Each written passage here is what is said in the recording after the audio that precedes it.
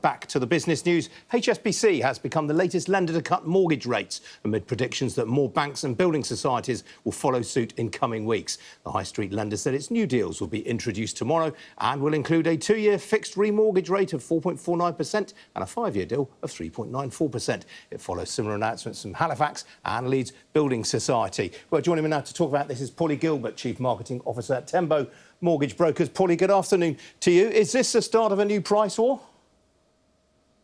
Hi, Ian. Well, we certainly hope so. I mean, how good to see interest rates finally moving in the right direction. And we had a frenzied market last year, but this year we're seeing some frenzy beginning to build, but it's positive this time. So it seems likely that that's going to happen. So first off, we had Halifax coming in.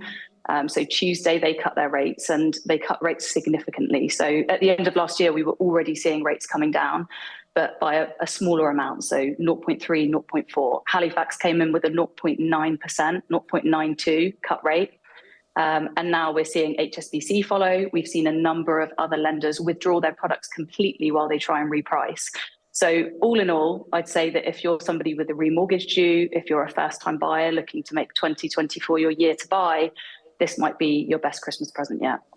But yet a lot of these new rates come with quite heavy arrangement fees, and the loan-to-value ratios are quite low, sort of 60%. I mean, you're going to have a look at equity to benefit from this. It doesn't really feel like it's aimed at first-time buyers.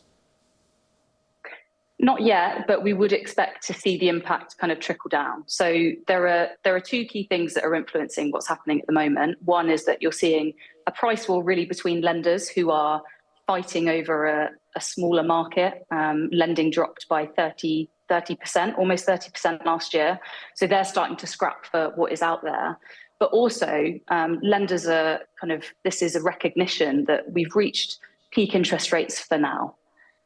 So the base rate has been held. Markets are widely expecting that it's going to be cut a number of times this year, with the first expected in May.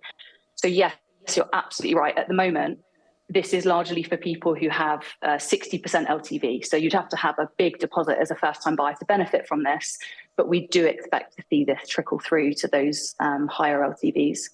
Briefly, Paul, if you would, please. Yorkshire Building Society said yesterday, last year saw the lowest number of first-time buyers for a decade. You do see that improving this year?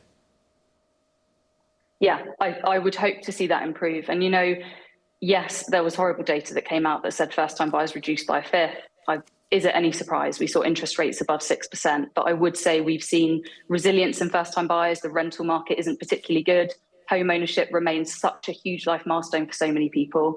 I hope that as we see interest rates start to reduce, the inflationary environment improve, I would love to see that first-time buyer number come back up again.